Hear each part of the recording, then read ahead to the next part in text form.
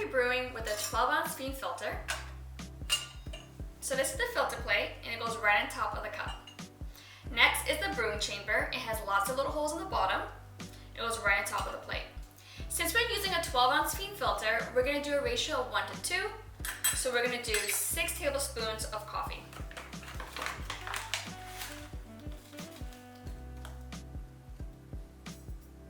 One, 2,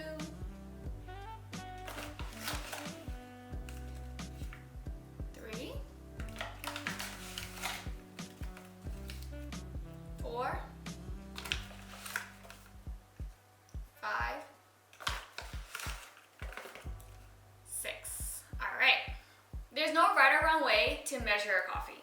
You can use a tablespoon, you can use a fuzz spoon or a soup spoon, or if you want to be really precise, you can use a scale. You can also just eyeball your coffee. It's whatever works for you. With a 12-ounce Phin Filter, we just put in 6 tablespoons of coffee. If you want to use a scale, that would be 42 grams of coffee. Once you put the coffee inside the brew chamber, next you want to shake out the brew chamber so that all the coffee is even and level so that the water can equally distribute across the top. Just give it a little shake. If the coffee has little slopes, when you pour in the hot water on top, it's all going to flow to one side. So you want to get it nice and even. This is the gravity press, and it goes right on top of the coffee. In addition, we're using 100% Robusta beans today, so it's going to be an incredibly strong cup of coffee. Next, you want to boil your water, and you want to aim for anywhere between 195 and 205 degrees Fahrenheit. If you don't have a temperature reader, then just boil the water on a stovetop or in a kettle, and just let it hang out for about 30 seconds. Okay, so the first thing we're going to do is we're going to let the coffee bloom. So you want to pour in enough water to cover the gravity press by about 1/2 inch of water.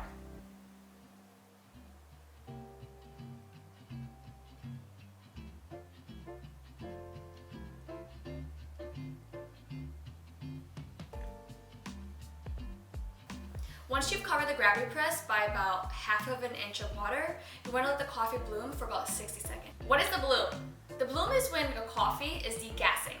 During the roasting process, a lot of gas gets built up inside the coffee beans.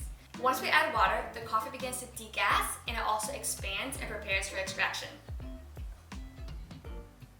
Okay. So it's been about 60 seconds and now I can add water all the way to the top.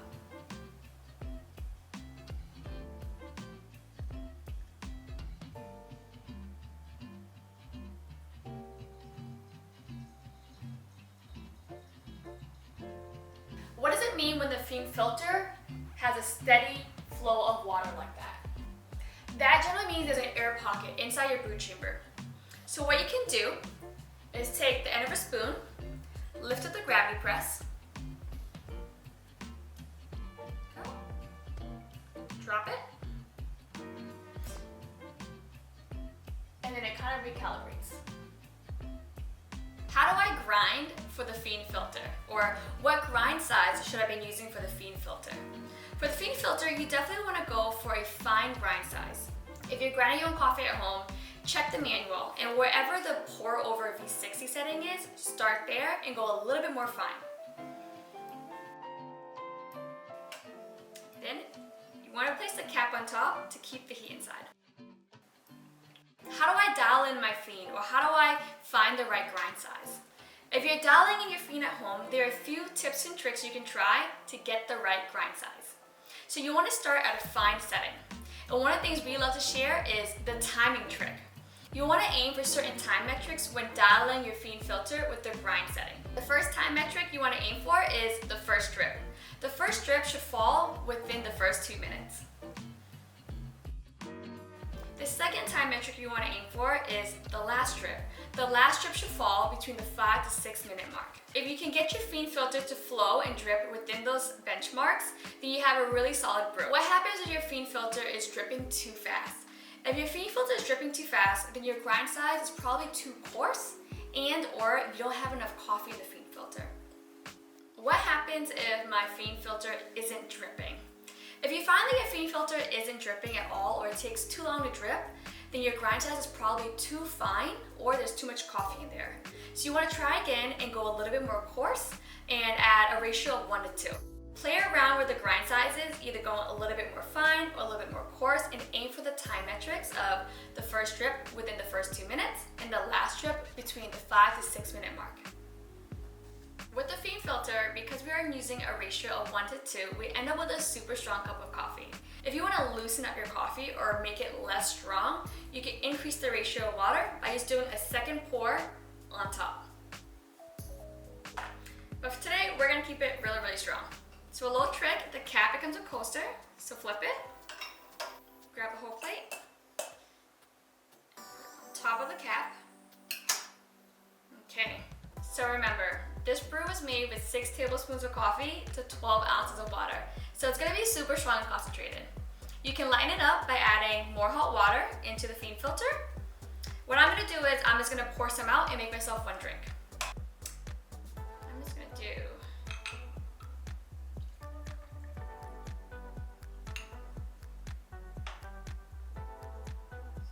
2 ounces of coffee. It's kind of like a Vietnamese espresso.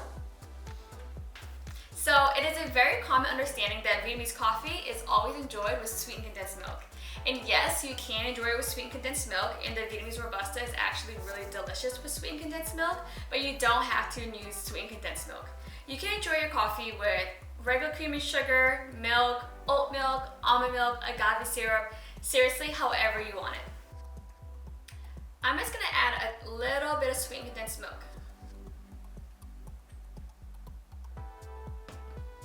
That's it. Because I don't want to overpower the taste of fresh roasted coffee. Alright, that's the sweetened condensed milk. So the traditional way is just Phin Filter coffee with sweetened condensed milk. I'm going to mix it up a little bit, and we're also going to add a little bit of oat milk.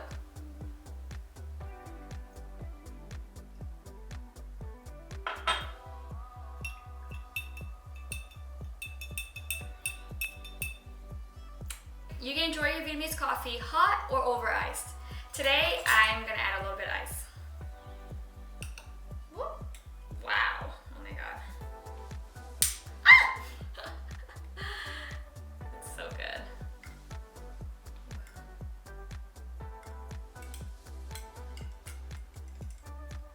Stir. All right, here we go. Let's taste this. Wow. It's so smooth, bold, nutty. Definitely some dark chocolate notes in there. It's super delicious with the oat milk and just a little bit of sweetened condensed milk.